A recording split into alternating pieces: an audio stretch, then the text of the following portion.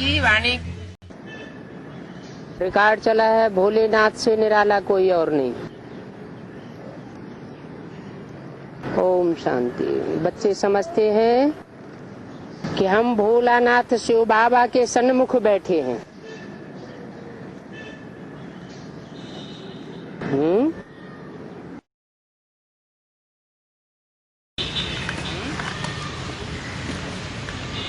कब समझते हैं? कौन से युग में? संगम युग में समझते हैं कि हम भोलानाथ शिव बाबा के सन्मुख बैठे हैं।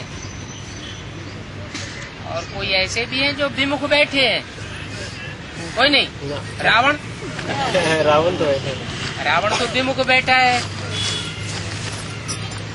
तो हम शिव बाबा के सन्मुख बैठे हैं और ब्रह्मा मुख के द्वारा ये सहज राजयोग भी सीख रहे हैं। इसके मुख द्वारा? ब्रह्मा मुख द्वारा।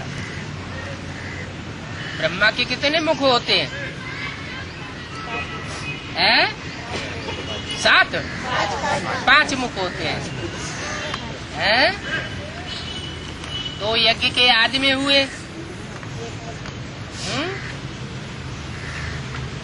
आदि माता आदि पिता,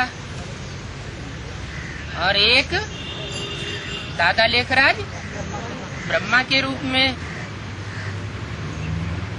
और अभी वही आदि में था, वो अंत में फिर है। तो ब्रह्मा के मुख द्वारा ये सहज राजयोग भी सीख रहे हैं।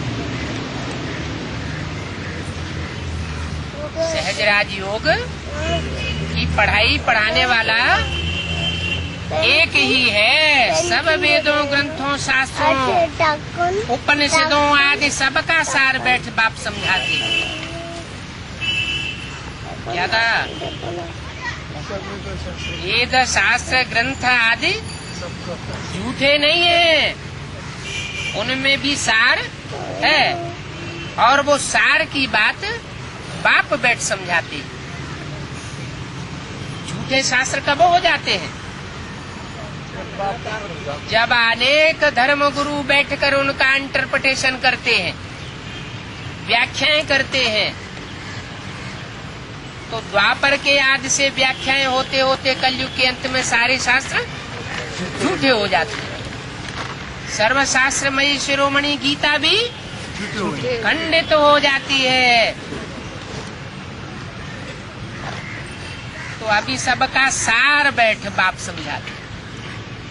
सब शास्त्रों में क्या सार की बात है वो बताते हैं।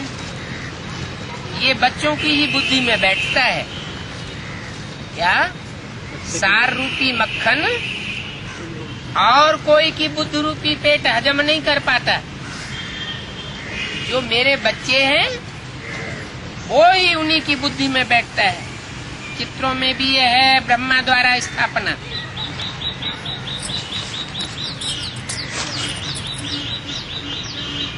काहे की स्थापना?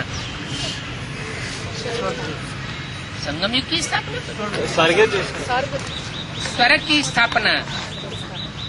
तो अभी तक तो ब्रह्मा द्वारा स्वर्ग की स्थापना नहीं हुई है। पहले स्वर्ग के देवताओं की स्थापना होगी या देवताओं से पहले संपूर्ण ब्राह्मण बनेंगे? ब्राह्मण पहले बनेंगे। पहले बनते हैं ब्राह्मण। तो ब्रह्मा के मुख से ब्राह्मणों की रचना होती है और ब्राह्मणों को फिर शिक्षा दे करके देवता बनाया जाता है। तो स्थापना स्वर्ग की होती है। तो जरूर ब्रह्मा द्वारा ही सभी वेदों शास्त्रों, जिनमें अब कोई सार नहीं रहा है, उसका खुद बैठ सार समझाते। अब कोई सार नहीं रहा। माना कभी सार था वेदों शास्त्रों में। कब था? हर चीज पहले सतो प्रधान होती है, सार वाली होती है, और अंत में तमो प्रधान हो जाए। तो द्वापर युग के आदि में जो शास्त्र बने थे उनमें फिर भी सच्चाई थी, क्योंकि जिन्होंने शास्त्रों की रचना की वो सात्विक स्टेज में थे। बाद में धीरे धीरे धीरे धीरे व्याख्याएं होते होते और उनमें एडिशन होते होते शास्त्र सब झूठे हो गए। तो अभी सार बाप समझाते हैं ये सभी है भक्ति मार्ग की सामग्री। क्या सभी? जो शास्त्र है वो सब भक्ति मार्ग की सामग्री हो गई। क्यों? भगवान तो मिला नहीं उनको। क्योंकि ज्ञान एक बाप से आता है और भक्ति रावण से आती है। रावण के अनेक मुख हैं और राम का एक मुख है। तो अनेक मुखों की बात तो जरूर झूठी हो जाएगी। ढेर के ढेर शास्त्र और उन शास्त्रों को लिखने वाले भी ढेर के ढेर मनुष्य गुरु है।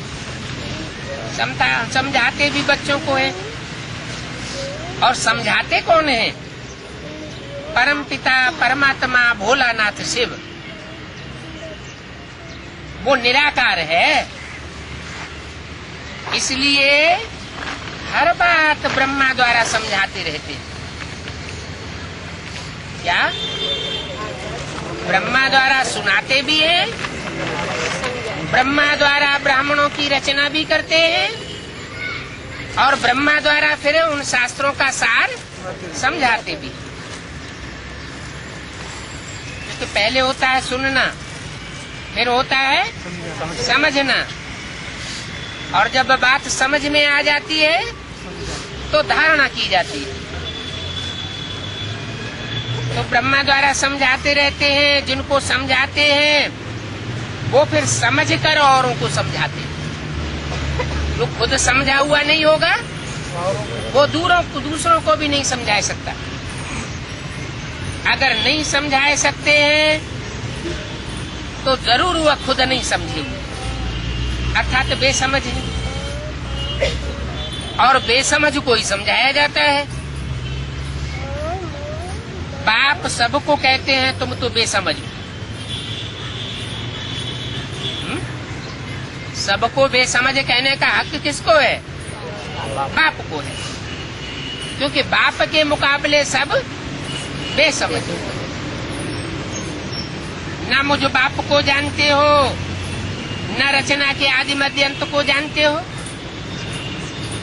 इसलिए बाप तुमको बेसमझ कहते हैं। इसलिए तुम बाप भोलानाथ से वर्षा नहीं लेते आए। अगर समझ होती तो वर्षा लेते। काहे का वर्षा? मुक्ति और जीवन मुक्ति का वर्षा लेते। सुख शांति का वर्षा लेते।